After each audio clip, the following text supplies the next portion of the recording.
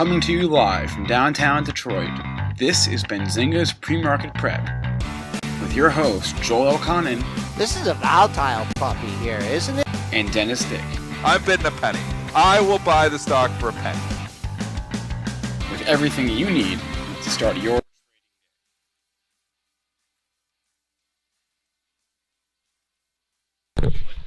Good morning, traders and investors. Welcome to this Friday, June 16th edition of Benzinga's PreMarket Prep. I'm Spencer Israel here with Joel Elconin and Dennis Dick. Got a good show for you folks today. It's the quad witch. It snuck up on us, but it is here. It is the third Friday of the month, so we're going to talk about how that might affect trading today. We've got some ratings. We've got not really any earnings, but we're going to talk about Joel's big bet, his best call in the last 10 years on Kroger, so we're going to give him some props for that. And we've got Sean Udall joining us at 8:35. He's probably our favorite, or one of our favorite tech analysts out there, and we're going to get his take on a variety of tech stocks. Joel, how's it going in the markets this morning? S&Ps are up as usual, up 2 points here, 22, 24, 34. Nice follow through on yesterday. I'll give you two numbers on the upside. Old-time closing high, 24.38. And then the all-time high we made on Wednesday at 24.43.50. On the downside, no downside action until we get through that pre-market low at 24.29.75. You have crude up 62 cents yesterday, flirted with the $44 level yesterday. Now back on trying to get back over 45. And gold, volatile week in gold up 220, 1256.80. Silver up 4 cents at 1676. Dennis, how you doing on this quad witch Friday?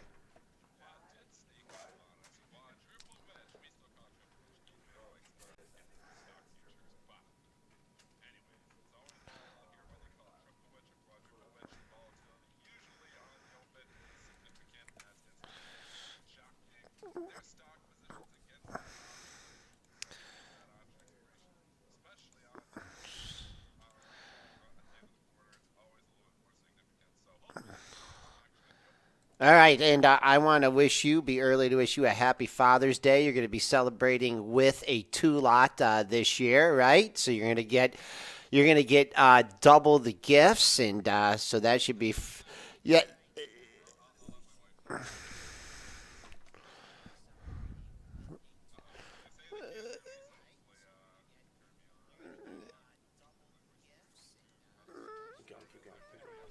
Sorry, my bad. Sorry.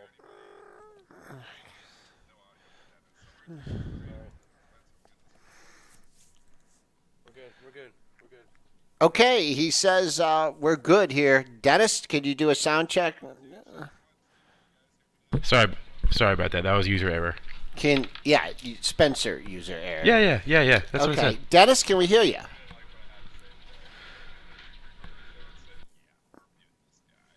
All right, and I'm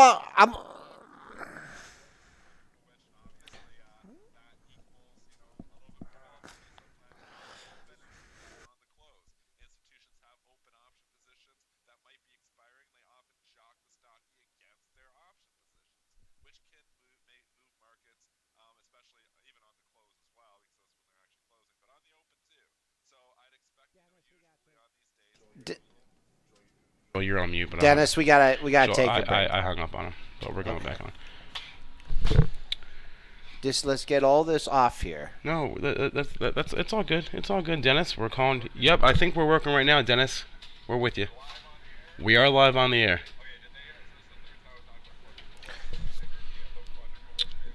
They have not, but we're taking a quick break. So hold on one second, folks. We'll be right back.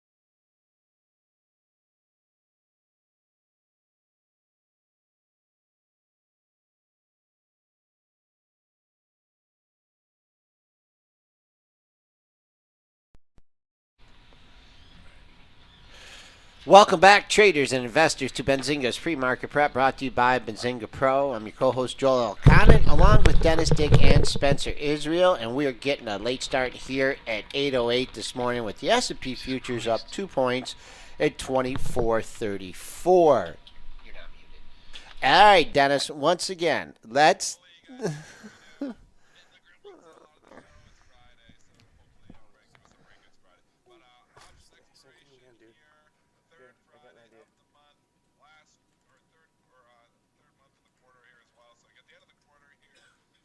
That means is often a little bit increased volatility on the open, a little bit increased volatility on the close as the institutions jockey the stocks against their option positions here.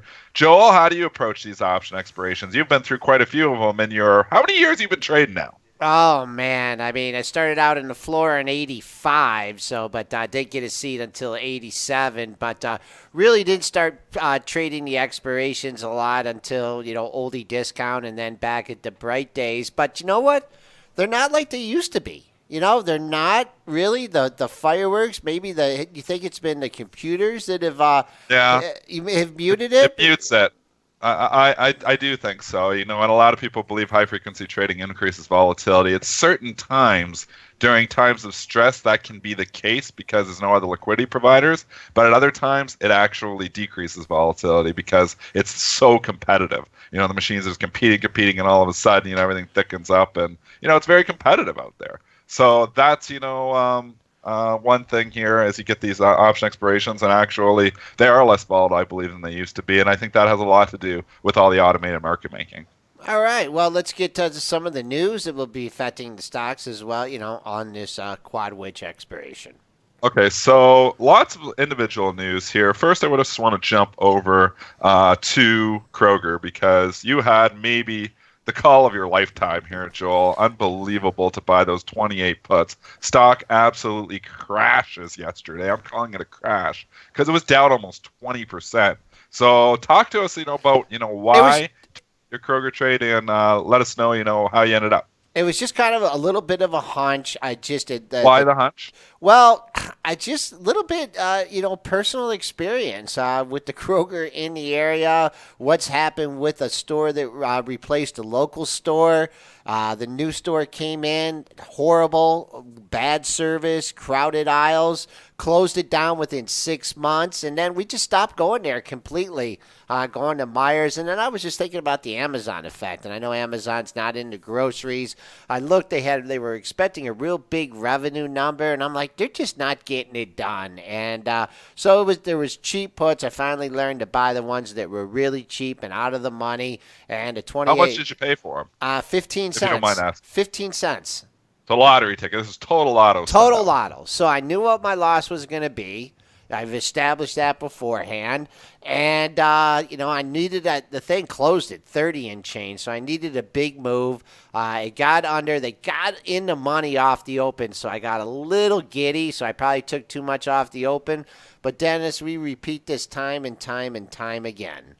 Your last lot. You hold on to, and I think I sold my last lot at 360, and so that was effective of 24.20 of 24.40. 2-day move, 20. So right now they're worth 380. Definitely left some money on the table, but I'm glad. I really thought of what do I know about Kroger's, and I just said, what? The thing I liked about it was the defined risk-reward ratio. I knew exactly how much I was going to lose with the lot I bought. I was hoping to get $4 out of it, but, once again, it's easy to say that after the fact. But once again, holding on to that last lot. If I could have just not watched it on the open and, came back and let it breathe a little bit, because it had the lower open, it had the pop, but then they just walked that thing down. So, you know what? But that was yesterday. So, right, this is today. It's time to move on. Well, 2 more downgrades for Kroger here today. So the 2-day move works here again. And, the 2-day move we talk about all the time. It's when the analysts come in. There's a number of reasons, but a lot of times when you have a big earnings play from the morning the next day, because the analysts haven't had time to chime in, they have to analyze the reports and they chime in the next day. You often get follow through. And that could be another Johnny come lately selling too. But you have two downgrades today. Telsey and JP Morgan both downgrading the stock, putting more pressure here on Kroger. It's down 24.20 here now. It's ugly on the charts. I mean, just quickly, before we move on, give some support here, Joel. Do you find anything here? I mean, we're talking about levels we haven't seen in about 4 years. Just go half and whole numbers. That's what you can do. But $24 is sticking out here on the monthly chart. Boy, oh boy, when did this thing hit $24? I have to go to my other platform to give you the exact day. 24, 29, and 39 was a pair of monthly lows back in July and August of 2014. We are below that, so 24, nice round number. And then your previous month's low was 23.39. So I'm sure you can find some other daily lows in between there. But right now, keeping an eye on the pre-market low, 24.07. Not quite ready to buy any calls on it yet with the Johnny-come-lately downgrades. Ace making a good point here in the chat, and something we don't talk about a lot, but I've always said about I like to write options. I'm not a big option buyer, but there is one exception, and that is the lotto options. So basically buying calls and puts when they are dirt cheap. And he's right. This is actually the day when they expire. They could become dirt cheap. Now, the odds of them finishing out of the money are very, very high because, they're expiring here at the end of the day. But I'll tell you, if you're sitting there at 2 o'clock and all of a sudden you see some volatility, sometimes, if you're looking like at a Netflix there and you think the market's ready to roll over and maybe we're going to have a significant close, just a hypothetical situation, you can sometimes pick up a Netflix put that might be, only 50 or 60 cents out of the money for a nickel or a dime because it's only got an hour left. You get a collapse in that last hour, that nickel or dime can turn into some big money in a hurry. So there is options, or there is, no pun intended, but there is, sometimes a time and a place to actually go and buy options. And I like the lottos, when you're paying a nickel or a dime or even 15 cents. I just don't like it when you're paying for all that time expiration. Obviously today, you're not paying for that. It's all pretty much intrinsic value, especially if you get in the afternoon as it approaches 4 o'clock. And I did get to talk to Jeremy Newsom about this yesterday, but that on Fridays, that's his play. I don't think he does options any other day of the week, but he goes lotto on Friday and, tries to find things and the spider and different setups in the stock. So there's definitely, a different time and place for every trading strategy, Dennis. For sure. And we'll see what happens, like Twitter here. I mean, just giving you an example because we'll have Sean Udall coming on at 8:35, and he'll be talking it up here. But there's no catalyst in the stock right now. But you could get some 17 calls pretty cheaply here. Now you're going to need a decent ride and a quick pack up. But what do they close at? Do you have your option platform Let's open? just do that. Of course I do. Let's just take a look here. And obviously they're not open right now, so we're just talking about the 4 o'clock closing price. But what are those 17 calls going What for? do you think, though? Let's take a guess. I bet they're still worth some money because you got another day. I bet they were worth at least a dime. Okay, let's take a look. Twitter. If I was fair valuing them, I would say 10 to 15 cents.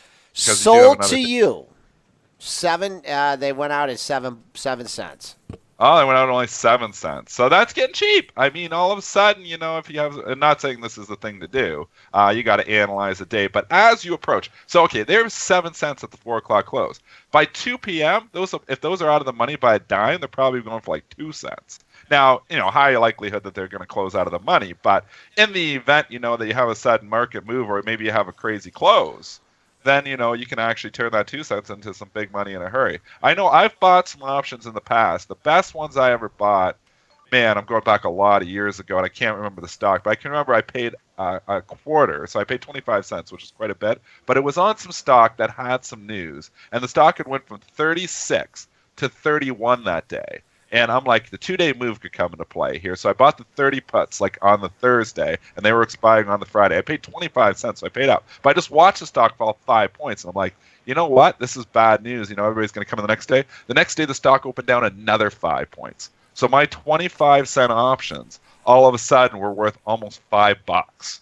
So, that's, and 25 cents is about the most I'll pay for a lotto. So I love paying nickels and dimes, but I paid up in that case because the volatility had suddenly increased, and that's what I look for when I'm buying options. It's looking for, you had a catalyst when you did the Kroger Exactly. ones, but if there's no catalyst, if there's no catalyst coming, what I want to see is a sudden spike in volatility, something happening all of a sudden, because the options might not price that in as quickly as they should.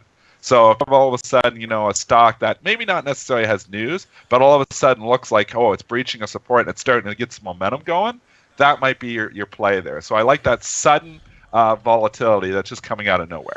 And just to give just a quick example here, just in the Twitter, you don't need it necessarily to close above 17. Let me give you an example. Let's say you pick these things up for a nickel, right?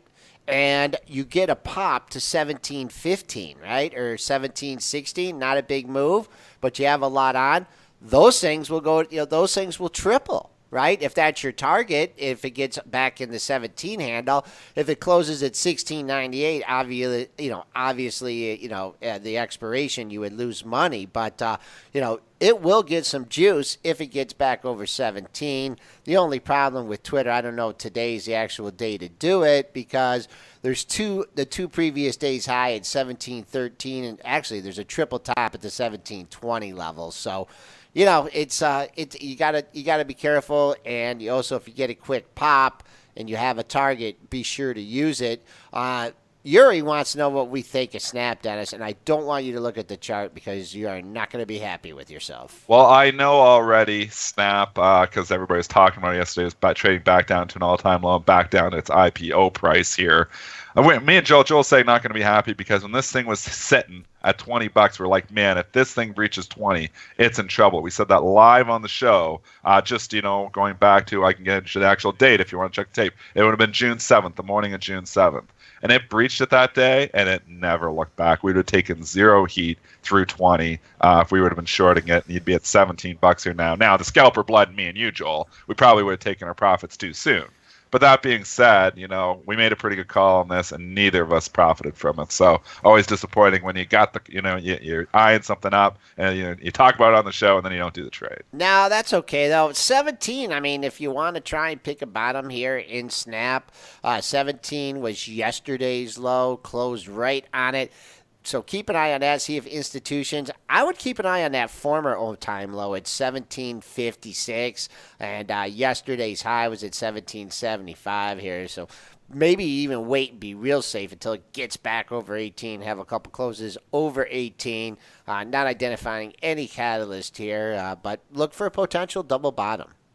It's hard to jump in here. This was the IPO price, like Ace says. Sometimes they defend those. Sometimes they have some market makers out there defending those prices. It did bounce perfectly off the 17 around 1 o'clock, and then it closed right on 17. It is bouncing again here this morning, up at 17.20. I always say third time's a charm. Comes back down there, starts trading 16.90. It could be another level where you might see it go down. But just look out for something like a red dog reversal too. It could go down as like 16.60 and then close over 17. That would be concerning. When I'm trading for a level, I want it to stay below that level. I don't want to take it out. So, if it takes it out, I don't want to come back and close over it. I want it to stay below it like it did at the 20 level. So if I was playing it through the 17, I want to trade through 17 and stay below 17. I don't want going back up and closing above 17. All right, do we do any new stocks? No earnings. I don't think there's one stock on Wall Street that had earnings today. Oh, there's that. Well, actually, you know what? Today there is not one stock that had earnings, and there wasn't a lot last night either. So we can just completely almost stay away from the earnings parade here. There is some individual stock news. One stock that is really moving, and a stock that I don't follow, but has a big headline on it this morning. It's one of your losers. Is Booz Allen. BAH, so we're talking, and it's got some type of investigation into accounting practices here. And whenever you hear stuff like that, investigation and accounting practices, that is going to get hit. Spencer, what are the details here on BAH? It's a DOJ civil and criminal investigation regarding cost accounting and cost charging practices. They did say that an internal and external audit found no significant material weakness or erroneous cost charging, and then they're cooperating, but, internal audit says one thing, government could say another. The shareholders are speaking here, and when you hear, first of all, investigation, they don't like it, into accounting, That's the one, yeah. That's the one That's, thing. like Kramer has a rule, and I'll tell you, man, for everybody who dogs CNBC, the one person I love on there is Jim Kramer. He brings so much personality. He has so much market knowledge. You ask him about any stock, 90% of the time, he knows the fundamentals of the company. The guy's got a lot of knowledge. Love him or hate him, you got to respect how much knowledge that guy has. And, he says some pretty good sayings, too. And he always says the one major thing he says, accounting issues equals sell. That's what he always says. You know what? I agree with that. Because if you can't trust the numbers, what can you trust?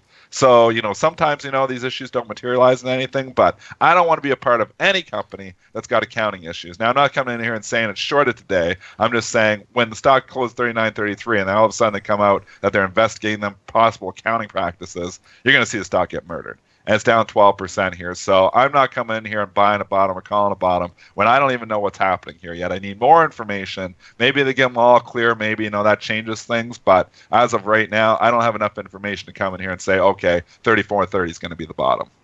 All right, I'll tell you what the bottom is right now, though, Dennis, and that's 32.75. Got to pop up to 34.50. You could go to the longer. Oh, huge gap to fill. It's gapping through a gap area. That's always fun. You haven't been in the lower 30 handle since January, and you had, look at that. Coincides perfectly with the low for the year at 32.75. So I think you may find buyers now. Now that you're almost $2 off the low, I think you're going to see buyers step in ahead of that 32.75 low. And I don't throw the baby out with the bathwater, because remember when the cat had the same kind of problems? Remember they raided the headquarters and everything, and Caterpillar, though, you know what? There's a difference here too when you get the big companies, because the standards so much. You have so many. Do you really think Caterpillar's? I'm not saying they're cooking the bucks or anything like this here, but there's a higher standard when you have a company of that size, because there's so many people to catch mistakes. So, maybe this is just a mistake by somebody in the firm. You get these smaller firms, though. There's just not as many people in their accounting departments. You're going to Caterpillar, the accounting departments are huge. There's people to catch mistakes. So there's a lot less likelihood of a significant error at a company like Caterpillar than there is at a smaller company like Booz Allen. That's just my argument. What do they do? What do they do? I'm not throwing you under the bus, Dennis, but what do they do? Of course you're throwing me. Every time you ask that question, you're throwing me under the bus. Luckily, we have the Benzinga Pro, though, in front of us here. And Spencer, both of us are probably going very quickly to our Benzinga Pro to see what the hell Booz Allen does, because I have no idea what they do. So, Spencer, do you know what they do? Yeah, I thought they were like a contracting company. I'm going to the Pro and actually government contracts, a lot of government contracts, I know that, a lot of corporate contracts, technology, consulting, engineering, like that sort of stuff. Reading from the Benzinga Pro, Booz Allen Hamilton is a provider of management consulting services to the U.S. government. Other services offered include technology, cloud computing, cybersecurity consulting, and engineering consulting. There you go. Okay. Spencer was correct with his assumption. All right, so we'll see what happens. I'll keep an eye on the pre-market low. Not that I'd buy it there as a long, but if I was short, I'd try and bring it in there. If, in fact, it gets you there, half and whole numbers. If you really think this is bad news, $30. But I think the downside is in. No, I'm not going to say anything on this. I'm hands off, so I'm not going to bet long. I'm not going to bet short. I don't have enough information to be coming here and buying it today, because I don't know if there are issues here with their books. So I'm following the Kramer theory, and I don't want any part of this. Okay. All right. Booz Allen. A lot of ratings changes here, which we haven't had a chance to get to any of them. So let's jump into some of these right now. Big one here this morning, Square. That's getting downgraded here at Credit Suisse. Stock has been beat up. You know what? It closed strong yesterday. I'll tell you, overhead resistance at 25. I even looked at the book, and the book is just loaded at 25. Now, this isn't coming into play today because stock's obviously trading down with the downgrade. But if for whatever reason it turned around and started firing on all cylinders, 25, I looked at one time, had over 100,000 shares there. So that's, why we topped out on June the 9th at 24.97. That's why the day before we couldn't quite get up there, 24.83. But 25 is huge resistance for this stock, and it's got to take a lot of power to get it up through there. Downgraded today, though, so maybe we got to look more to support. Problem is, it's a huge candle yesterday, so I don't see a hell of a lot of support. Yeah, it'd be give you resistance that easy above the 25 level. 24.97 is the all-time high. But you had a double top here going back just a few days. What was your high? Not quite a double top. 24 handle, 24.17, and then a high at 23.87. So that 24 is your resistance if you get back up there. I see just a lot of support in this thing, a little bit below yesterday's low, the 22.50 area, 22.41, your June 12 low, 22.45, your low from yesterday. So I don't know. I mean, this chart looks good to me. I'm not interested until it breaks through that 22.50 level. This thing still looks like a pretty good looking chart. John Dodson talking in the chat about Nike had the big down move there yesterday, and it was news, which I didn't realize the news was actually on Nike itself, but we've got a downgrade here this morning, the follow-through downgrade. So yesterday they had some news that they were reducing their sales force, and obviously, looking at, there's a lot of commentary there, and they really hit the stock hard. We get the follow-through downgrade here, just like we say, the two-day move happening, and Nike here again, two-day move wins again. Nike downgrade to neutral from overweight at JP Morgan, lowering the price target down to 58 bucks from 61. So the NKE trading significantly down here in the pre-market, going down another handle here, Joel. We're now trading below 52. It's been an ugly little two-day move for Nike. Yeah, well, let's see. Your pre-market low right there, 51.91. No one's stepping up here. 51.99 is your current price. Couple lows to keep an eye on. 51.74. That was your low back on May 24th. Let's see if that gets stemmed to tide. And then you could just look at your other two lows in the move for potential support. 41.45 and 50.81. And another one that got hit yesterday that I should have been on. Under Armour rallies during the 8 days of the NBA Finals. And then, boom, the finals end. And so did the rally. You had that red candle, and then you had follow through. And I think the news kind of affected it as well. So you can look for a 50% retracement on this one. 17.05 to 22, 5-point move, 2.5. I was not interested in Under Armour until we get to the 19.5 area. A lot of symbols coming here from the chat. We'll get to them in 1 second. Just want to say the other significant downgrade that I did notice is Celgene catching an upgrade at Lee rank here. And you know what? Of all the biotechs, and I've got a bunch of biotechs in my portfolio, they haven't performed that well, but Celgene is actually not that far from its all-time highs. I mean, considering where a lot of the other ones have been. Celgene did get up to $140 back in 2015, but really when we look at the performance of some of the other ones there, they're significantly out their highs, and it just keeps hanging on. So it's been one of my better performers. I've had it for a lot of years. I think I'm averaging at 27 bucks, so I'm sticking with it, CELG. And let's see here. I mean, they had a bad day yesterday, but if you're looking for support in here, you got it. You have a couple lows in the same area. Actually, three lows at 119, 12, 13, and 26. So I'm not whooping this thing at all. Actually, is it still a little green in the pre-market? Is it? Yeah. What was it's upgraded today. So yeah. Upgraded. I'm sorry. So, yeah, it was upgraded. It's up a buck. Okay, you clear at 122.38, and you got a lot of real estate to 124. So 122.38, that's the level to keep an eye on the upside. Okay, all kinds of symbols coming from the chat here. Jar way back wanted to know about Foot Locker. He asked that about 20 minutes ago here, or 15 minutes ago. So let's get to Foot Locker here. Talk the technicals here on Foot Locker FL. Boy, I think you asked about it before, and I hope we told you to stay away. It keeps going down. I hope we didn't tell you to pick a bottom here. Just retail. This entire retail and the shoe store. Yeah. Yeah. If you're trying to swing trade here, 52.27 was yesterday's low.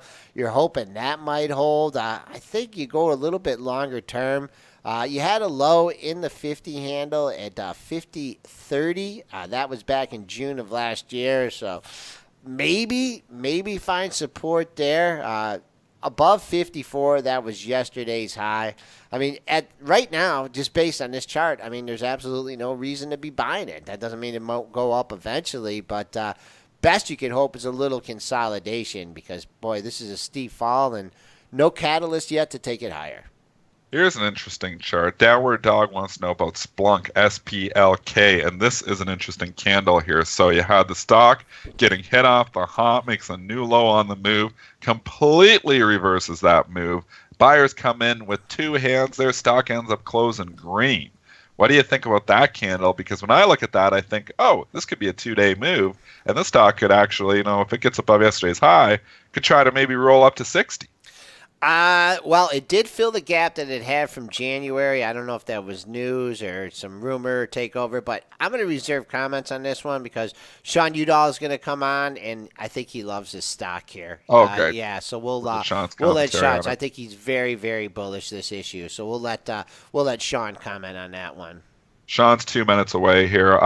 Jar from the chat just had a couple other quick symbols here. ESS. We don't talk a lot about these property trusts here. It's a $263 one, but man, you talk about the weekly and talk about the monthly charts. This has been a pretty good performer here too. You go to the monthlies back in. I'm just going back to 2010. This is $79 and just quietly climb until about 2015. And then it stayed steady there for about 2 years. And you know how we like those digestion periods where they digest for a couple of years and then eventually start to break out? We saw McDonald's do it. We saw Walmart do it for a decade. Here's a period where it digested for a long period of time between 2015 and 2017 and now starts to break out, getting above 250. So I still like it here. And now you've had a little digestion period here once again, even on the dailies, because we ran up in May. We ran up from 230 up to 260. Now we've paused here again. As long as we stay above 260, I think the bulls are still in charge here. Yeah, and it looks like it's a steep decline already, but look what this thing did on 14 when it finally took a march. 1, 2, 3, 4, 5, 6, 7, 8, 10 monthly candles in a row higher. And here you are on the third candle. So even I'm not interested in shorting this one. Always, if you're a little bit nervous, you're looking, short-term levels, just keep an eye not only on the all-time high of 66.71, but the all-time closing high. So find that on your platform, and that could be another level to keep an eye on as well. We got 20 seconds. We're going to bring Sean here in on the fly. We're taking a break. We are bringing him live. Ooh, Sean Udall live from the West Coast. It's early out there. 5:30, but he said he's up at 4:30, 4:45, crunching numbers. Sean Udall of the forwarded to an automated voice messaging. Oh, no. Oh, Sean. Well, that was one number. We have two numbers for Sean, so let me try the other one. Get his cell phone. Get the number where the phone's right by his bed. No, he's up, man. He's up. He's up at trading. Yep. You know what? We're gonna ask him about his morning routine. It's gotta be hard on the West Coast. So early. We have any West Coast traders in the chat here right now? Well, Nick's on the West Coast, remember? Oh, yeah, well, Nick comes on, on every Tuesday, so he's on the West Coast, too. It's hard. It's got to be hard getting up that early. Obviously, market opens at 6:30 in the morning. You want to do your prep work, you got to get up at 4:30 in the morning, so crazy. But we're waiting for Sean here. Sean? Nope, no Sean yet. Why don't we move on to one other stock while Sean gets connected? Okay. Talk one more stock. You know what I just want to say is Dow DuPont. That got approved. DOWDD getting approval from the U.S. Anyways, I think it's got its approval to get that merger done. Obviously, this has been on the table for a long time. Worried about antitrust. Got the approval from overseas. Got the approval from U.S. I don't know if Canada signed off on it yet, but in any regard here, DuPont, Dow. Dow is trading higher here in the pre-market on that approval notice. One thing I will say is there's levels for both of these stocks, and there's size in the book on both of these stocks, and that's what I like to look at. When stocks are getting up there, I like to look at where the size is. I can tell you DuPont, DD has size up to 84. Sean, just 1 second, just finishing a point. We're going to get right to you, Sean. I was just saying, because we were trying to call you there. DuPont, 84, has 48,000 shares in the book, and then DOW, also in the book here, 65 has some size up there as well. So those are two levels of resistance for DuPont and Dow. And now we are live with Sean Udall out on the West Coast, and it is early out there, Sean. Thanks for getting up early with us. How's it going? Good. How are you guys? We're doing well here. So Joel wanted to ask you, and I wanted to ask you, what is it like? Because we're out on the East Coast. We're spoiled out here. Market doesn't open until 9:30. Market opens at 6:30 for you. Talk about your daily routine, because you got to get up a lot earlier than us, 3 hours earlier. Yeah, it's rough. It can be rough. Thankfully, I'm a fairly early riser. But you almost got to pick a day, a week, where you just sort of ignore stuff, honestly, because it's very, very easy to get run down. I think you got to work out. I mean, so you got to have some kind of routine. Got to work out. an early morning for me is like 4:30. So some days, if I do a lot of prep the night before, I don't really have to worry about it and get up between, even as late as 6 a.m. But I'm a little lucky in that I'm in Arizona, and we don't change time zones. So I'm only half the year on Pacific Coast time and half the year on Mountain time. By the way, I love Mountain time, and that gives me an extra hour. But yeah, it is a little bit of a challenge. It really is. What do you do in the morning? Like when you get up 2 hours before the market, are you crunching? Are you get charts? Are you crunching numbers? What are you doing? Talk about that 2 hours before the market opens. I'm more fundamentally based, even though I have I developed my own technical system over a number of years. So yeah, I'm pretty much just reading the news, looking at earnings reports, doing all that stuff. I probably do more research at night. So in the morning it's probably half going through kind of just the news of the day. Right. And then the other half the time, probably looking at my charts, which usually to start the day, I'm looking at all charts like on my 5 to 30 minute time frames and things like that, and just kind of seeing what I might be interested in trading for the day. Today, I could tell you, we only had one earnings of note last night. It was Finisar, and that's a group that I like a lot, the optical component group. And Finisar is very interesting because they looked like on the surface that they had a bad report. Stock was down. Well, now it's up, almost 2 points. And the game is afoot, as I like to say, in that space, because you have a bunch of oversold stocks with fundamental business that's probably going to improve. So that's a space I like. So, if there's an earnings report, that will drive some of my action too. All right, Sean, let's go into Splunk real quickly. And before that, I talked to you last night, and give me that comment that you made yesterday about the sell-off in FANG and the impact on other technology stocks. Well, yeah, it's just, we're still sort of stuck in a very weird market. Probably one of the weirdest markets I've seen, and there's just no differentiation, and there really hasn't been since like 2015, which is very strange. So what's happening is, the stocks that really should be going up and benefiting from the drop in FANG, and by the way, they will, because money always has to rotate from one sector to another sector. But what's really strange right now is there's some stocks that really should be benefiting from sort of the drop in FANG. But they're going down as much, if not more, than the FANG stocks. So, you can gripe about it, but as traders and investors, and if this is what you do for a living, you have to deal with the market that you have. You can't wish for a different market. So you have to deal with the conditions that we have and try to do the best with them, and then wait for your style or wait for your preferred setup to come in. Thankfully, I can trade a number of styles, but the market I do the best in is a market that is actually has good differentiation, with which there's things that kind of calibrate, hey, this company's growing at 45%, and it trades at a 80% discount to Facebook, so therefore it should actually launch. You could almost say Splunk is one of those names. They've consistently kept producing 40, 45, 50% growth year-over-year numbers. Stock basically hasn't done anything for 2.5 years. So it's an easy stock to buy and it's an easy stock to accumulate, and you do get good trades out of it. But if you buy it too high, you're stuck and you don't make any money on it. So it's actually had a nice pullback. The most interesting note I would say about Splunk real quick is they got a downgrade yesterday and people bought the downgrade. So that's actually kind of one of my favorite setups, is when you have a stock that's already beaten up a little bit, catches a downgrade, it gaps down in the morning, and lo and behold, what does it do? Basically goes up most of the day. So, that's kind of an interesting price level right here. But fundamentally, I can value Splunk at, 80, 85, $90 easily. If I were to say, okay, so if Splunk is worth what a Netflix is worth, I don't know if I have an upper bound price on it. That's kind of how stupid Netflix is. So, so the market's not doing that right now, though. They're not rewarding growth, or they're not rewarding high valuations to any good grower, even consistent growers. It's very, very selective and picky. And, it's basically 8 to 12 stocks have garnered most of the upside, especially in the tech sector. What about AAOI? Is that something you follow?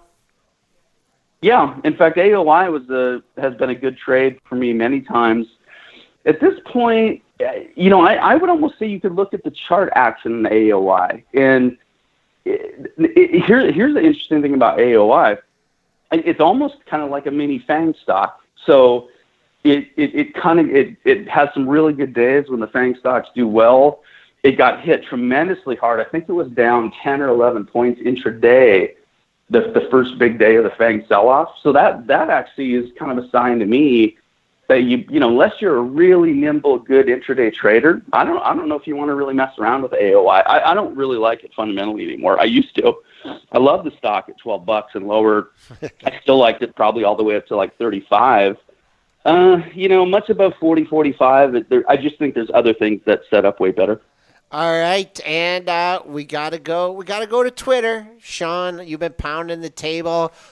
First, ask you, what do you think about the new layout? I've heard some grumblings about it, and talk about this pullback. I mean, the one thing here, you're buying this pullback. I mean, you got that big gap underneath from earnings. You actually filled one of the gaps. Is that not keep you out of the stock? Talk to us about Twitter. No, not really. I mean, in fact, this year Twitter's been good to me. So, I was buying Twitter really cheap, loaded up pretty good. I don't think I sold a share in front of the last earnings report, and, caught almost a 4 or 5, not 6 point, probably a 5-point move off of lows recently. So again, it's like anything else. You have to trim. I mean, if you get a 5-point move off of 14, what is that, like almost 35%? So you got to trim. But yeah, I've been buying it here recently between, I didn't catch it perfectly at recent lows, probably about maybe 15 cents lower than it is here, to up to about 17. Pretty much 17 was my number. I'm like, hey, if this thing hits 17 or lower, I'm going to start nibbling and start buying it back again. But I mean, I think you've got a pretty clear setup. In fact, I'll remind you guys of Micron. When I was pounding the table on Micron, well, now it was probably a year and a half to 2 years ago now, but Micron basically they started going up a little on their last bad quarter. Their first good quarter, they bounced. They kind of went from 11 to 14. Their second good quarter, they went from about 12.50, 13 to about 18. And then pretty much once the stock went over 18, it's been a very strong uptrend. So if Twitter can kind of do something similar, I would argue they just had their first okay quarter. I don't even think I wouldn't even call last quarter a good quarter. But I think the setup is very similar. And, it's a really, really, really beaten up stock just doesn't go up 20 and 30% and quit going. So a really beaten up stock will go up 2 or 3 or 4 fold. So, my guess is that's where Twitter probably does. It does a minimum a 2x move off of lows and probably more like a 3 or 4x move off of that 13, 14 low. They have to keep delivering. They can't miss. But again, I think the setup is relatively good, and my research is basically showing that advertising interest is coming back to Twitter's platform at an increasing rate. So I think the odds of better quarters are higher. Again, the best thing that could happen for Twitter is just the FANG stocks quit advancing, really. I think Twitter, the one thing I do like is that they're starting to focus on what they got. And what I really believe Twitter is more of a news company as well. They got to deal with Bloomberg here now. So, they're starting to focus on, instead of trying to continue to grow, they're trying to, utilize the user base that they do have. So I like that they're starting to focus on that. And I think the Bloomberg deal was great. Just quickly give us your thoughts on that. No, I agree. I think in fact, the Bloomberg deal is kind of like the textbook deal of how they can monetize the company in a different avenue, right? So, they already have this item called data licensing revenues. Data licensing revenues probably only 15 or 20% of their total revenues now, if even that much. But that's a revenue line item for Twitter, which could triple or quadruple in size and become very, very meaningful with a very, very high growth rate. So, I would harken back to other companies where just one piece of the company is worth more than what the company's market cap is, right? So, if Twitter, if the data licensing if they get 5 or 6 or 7 or 10 more Bloomberg type deals, all of a sudden you can make a case, hey, here's a part of the business that's inside of Twitter that's worth Twitter's current market cap. I wouldn't say the data licensing business for Twitter right now is worth $12 billion. But if they start growing it at 40 to 50%, and that line item is 500, 600, 700 million instead of 200 or 300 million, yeah, you could put a $10 billion valuation on just data licensing part of business. And and I agree with you. I mean, Jack Dorsey has hammered I think on 3 conference calls in a row. I've lost count of the number of times he's talked about doubling down on machine learning. And that's exactly what Twitter needs to do. But see, I'll always remind everybody of this. Twitter's daily audience is roughly the size of Facebook's. It's not as big, but it's over 1 billion users. And what I mean by that is Twitter data is used and consumed and seen by, I think it's 1.2 billion people a day. So the reach of Twitter is still relatively similar. It's, I think, what's Facebook, 1.6 or 1.7 billion. But hey, if you're reaching or touching or 1.2 billion people are seeing Twitter data every day, you can make a case that the reach is in the ballpark that Facebook's reach is. And then it's just a matter of monetizing that reach. What about Snapchat? It's come back down to its IPO price here. Obviously, it was a little overzealous, got up 28. Now it's back down to 17. Are you seeing some value here down in Snapchat now? Or what's Sean Udall's thoughts on Snap? Not really. In fact, David Tepper, I don't know if you all remember this, but David Tepper appeared on CNBC when Snapchat had its first sell-off post-IPO. And he basically saved Snapchat. So his comments that he was long and he was interested in buying Snapchat if it went back to the IPO price pretty much saved the first big drop on Snap. I actually thought Snap was heading to like $12. So David Tepper came on, saved it. I have traded Snap long once, and that was after the earnings report, because Snap went from like whatever it was pre-report, it went down I think 6 in like 2 or 3 days. And again, what did it do? It got down to that 17 level, maybe even a touch below 17. And I was like, well, I think they'll just re-air the David Tepper comments. And that's exactly what they did. And Snap, I think I caught 3.5 or 3 points. I think it bounced about 5. But once I caught 3.5 plus, that was it for me. But no, I think Snap, I'm not even sure Snap's worth $10 a share. And Snap's market value is still notably higher than Twitter's, and that's completely backwards. I mean, the power of Twitter, the reach of Twitter, the monetization of people say Twitter can't monetize. I mean, you're still talking about a company that's going to do $2.5 to $3 billion in revenue this year. So they monetize way better than most people give them credit for. So yeah, I mean, I think the market cap is backwards. I'm not sure Snap will even be around in 5 years. So we'll see, but.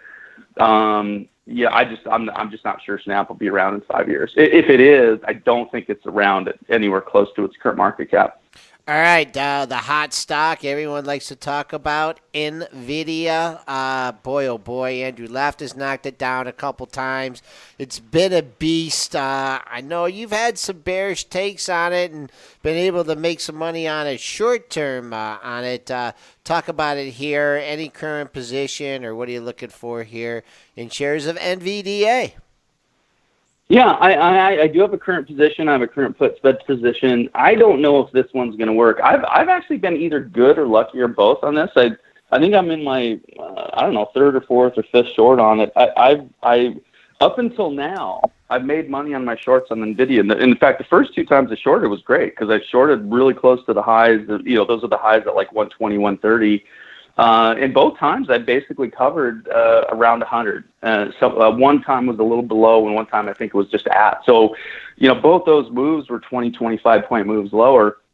I was a little early. I think I shorted this thing around 135 to 138. It's a little bit above. But, people make a big deal, by the way, about dollar moves, right? So, if I shorted a stock at $13.85 and it was at $15, unless I had mega size in it, I wouldn't really be that concerned about it.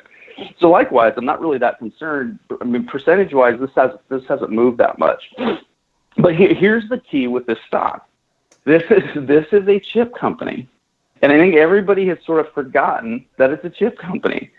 And it's a chip company now with a $91 billion market cap. But I mean, it's literally valued like I mean, this thing's valued way, way, way higher than for example, like a Splunk. It's probably valued similar to something like a Workday. Folks, this is not a Workday. This is not a Splunk. This is not a ServiceNow. In other words, this is not a software company with software margins and in long-term contracts that are written that last 3, 5, 6, 7 years. Which, a Workday contract might be as long as 7 years, meaning they have recurring revenues that they're going to book off a contract for 7 years. NVIDIA sells a chip and they make money. So they got to keep selling more chips and making better chips. And they're pretty good at that, by the way. I mean, it's pretty reliable that people are going to buy most of their chips. But, they don't sell a chip and launch somebody into a 7-year contract or even a 3-year contract. So it's a chip company. I mean, I would say, hey, if you love NVIDIA here, you should look at something like Qualcomm, because Qualcomm's got higher margins than NVIDIA. We're coming into a 5G cycle. Ignore the Apple lawsuit, because Apple basically wants to rewrite U.S. contract law, so I don't think that's going to happen. But yeah, I mean, it's like, look, if you like NVIDIA, you should love Qualcomm, because the same kind of deal. If you even think NVIDIA is even close to worth this much money, then you can get to a valuation on Qualcomm of like $125 to $150 without even stretching. And by the way, I don't think Qualcomm's worth 150. I'm just saying, the valuation. Unless you think NVIDIA, if you think NVIDIA's worth 70, then you think Qualcomm should be trading at 100, 110. So that's about where I am. All right, we're up against Sean. We're up against the clock ahead. here. We got just a few minutes left in the show. Sean Udall of the Tech Stock Strategist giving us some good picks in the tech sector. It's been too long since we had you on again, Sean. We'll be dialing you up again soon. And I wanted to hear that good morning, Benzinga, but we called the wrong number. So we'll get that in next time, pal. Good talking to you. All right, take care. All right, Thanks, Sean. 8:54. S&Ps are starting to leak here, Dennis. Do we get some selling balances? There is, but it is early, and I always say the opening and balance information is very relevant every day except on the third Friday of the month, because there's so many institutions that are coming to come in, put big orders in there. So I see some big selling balances on a lot of stocks right now. That can change just like that. And a couple of institutions come in and put their buy orders, and they probably will. So you're going to see these things volatile. Right now I see some buying balances in the banks and some selling balances in a lot of the defensive stocks there. So, like a Procter & Gamble, $420,000 to sell right now. Coke, $662,000 to sell. Verizon had a small selling balance. It's actually got smaller. Kroger, $377,000 to sell. It could be follow through. But these will change. So you look at these like, whoa, these things are going to move. Well, it'll change because there's going to be so many more institutions that are coming in here yet. So it's too early to really tell, if these things are going to open up, really high or really low. What I can say is I always approach these days the same way, is I throw out my OPG orders just in case the stock opens too low. Then I'll be buying it long if I have my opening only order out there. So let's say, for example, I've got a stock XYZ. Let's just use Coke for a hypothetical example. Whole Pretty Foods halted, stock. News pending. What do we got on that? Do we got anything? Uh-oh. Rut-row. We got Street Insider Dyke and Zero Hedge retweeting. Whole Foods halted. I don't know. Someone taking it. Interesting. Yeah. You know what? I'm predicting bad news here. That's what I think. I think they're coming. Everybody's thinking takeover probably right away, because we've had rumors of a takeover there. So everybody's hoping for takeover. You think it might just be a bad quarter? I don't know. I mean, it had that big run up here, and then it got crushed on the Kroger news yesterday. Oh man! Somebody immediately threw a 5,000 share buy order at 35.01 in the book. I looked at the NSD. Really? Yeah, well, that could just be anybody. Somebody's. That's obviously, it's halted right now, so you can throw whatever order you want out there. It's not getting executed when the stock's halted, but still waiting. News pending, so we don't have the news on this one yet. We'll try to get to you if it comes in the next 4 minutes. We'll let you know. Otherwise, stick close to your Benzinga Pro Newswire, because we'll have it there. I was just saying, with back to the option expiration, sure. Unless you have another comment on Whole Foods. Nope. I was just going to set up a hypothetical example, on how I approach, every morning, but especially on days like this. So you got Coke. It's trading down 6 cents in the pre-market. It's just kind of trading and hanging out. It's got a 662,000 share selling balance. I'm not saying that's going to hold. We don't know, but I might throw a buy order. If I think Coke's worth like 45.20, maybe I'll put a buy order of 45.05 OPG. Maybe another one of 44.90. So if the stock opens too low, then I'm going to get filled on that order. So that's kind of how I set it up. Other opposite side is I might throw a sell shorter up at 45.40. So if I think the fair value is around 45.25, just because the market's kind of flat, Coke's kind of not doing much this morning, I'm going to surround that fair value with opening only orders. So if it opens too high, I get short. If it opens too low, I get long. And sometimes those work. Sometimes there's follow through and they don't work. But overall, in the long run, it's an edge that I've made money on consistently for 18 years. And that's how I approach it. All right. Good resistance at 45.5 in Coca-Cola. This is a basis the daily chart. Had a great run, kind of an uncharacteristic run for Coca-Cola. But for me, 45.5 sticking out. You got a triple top over there over the last 5-6 sessions. Any other imbalances of note? No, I just wanted to. Downward Dog was just asking me when you went to NVIDIA. He actually was asking, and I looked at it too. And you just used to say NV, we automatically assume NVIDIA. He was actually asking NVTA, so he was asking Invitae, which is a company that I don't follow. I believe it's in genetics. Ooh, look at that! Oh, nice. But give us your technical thoughts here, quick. Well, first let me see if the pre-market or after hours is doing anything to ruin my setup. No, I mean, it's knocking on the door. What else can you say? You have 4 highs right at the 950 area. That's backed up by a high that you had in May, a little gap to fill. Also, we talk about stocks, getting a running start. You're getting a running start at this number. I just don't know if there's some iceberg order there or something. I don't see anything in the book. No. But yeah. funny things happen. Yeah, I mean, it looks like... I can give you an imbalance look for it. It's 13,000 to buy this morning. I mean, this one you'll know pretty quickly if that seller's still lurking around at the 950 area. That was a high from yesterday. Then you had another sneaky high at 953. But to me, get up, hold 950. Looks like to me it has some good upside. All right, Spencer, 8:59, another week of Benzinga's pre-market prep. What do you got on the docket for next week? Kyle Dennis, who we said yesterday would be on the show today. He'll be joining us on Wednesday. We've got Frank Holmes joining us next week as well. Nick Shaheen will be on, of course, as he is every Tuesday. So looking forward to next week's slate of guests. That's just a few. We'll have all the lists of guests up on the site later today on premarketprep.com. I want to remind you folks that Pre-Market Prep has a podcast. We're on iTunes, SoundCloud, and Stitcher. If you miss our show and you just want to listen to it again, you can do that by going to soundcloud.com/BZTV, also being the Benzinga TV YouTube channel, and we're on Twitter as well, at Benzinga. Also, you can rewatch this show on YouTube. Holy cow. It's Spencer interrupting. Yep. Amazon to buy Whole Foods, $42 a share in cash. I'm seeing that too. I was holy cow. All right. They were... Wow. Yep. Taking over. Holy cow. Whole Foods, Amazon. That's interesting. Yep, and the Kroger might get a little pop there. There we go. Kroger up 8 cents. Well, that's really interesting move there. I was predicting bad news, so everyone that bought it yesterday, I think Nick Shaheen was looking at this thing yesterday. $42 a share. So Amazon going brick and mortar. Dennis, who would you know what's getting hit on this? Walmart. Really? Yeah.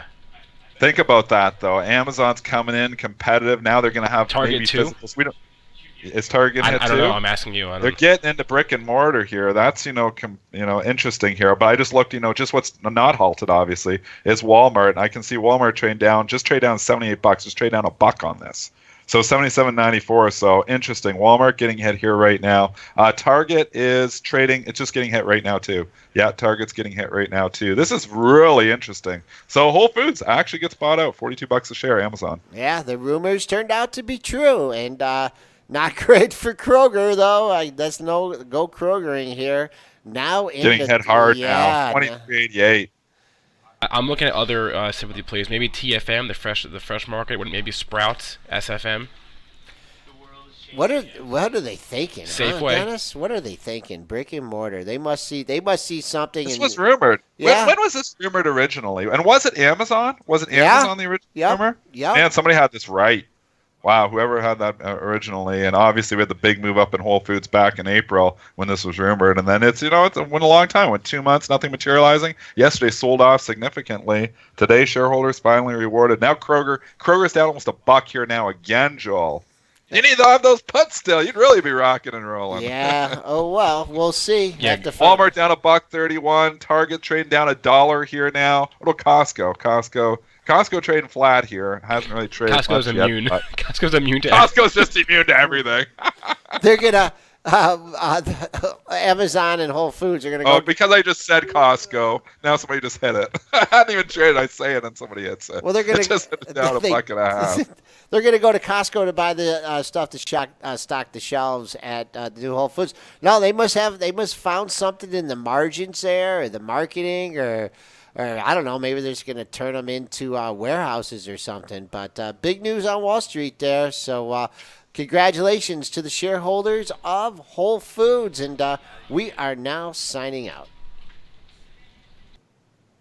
Whether you're a short-term swing trader or a long-term investor, you need to check out Thinkorswim, brought to you by TD Ameritrade. There's a reason why Thinkorswim has been named the #1 trading platform, because it has it all. With Thinkorswim, you can trade stocks, options, futures, forex, and virtually every other type of order. Get notifications on mobile devices and interact with other traders in chat rooms. You can also use technical indicators and see the latest investing and trading education in Think Money magazine. If you want to keep up with the markets, you need Thinkorswim. To experience everything Thinkorswim has to offer, open a TD Ameritrade account today.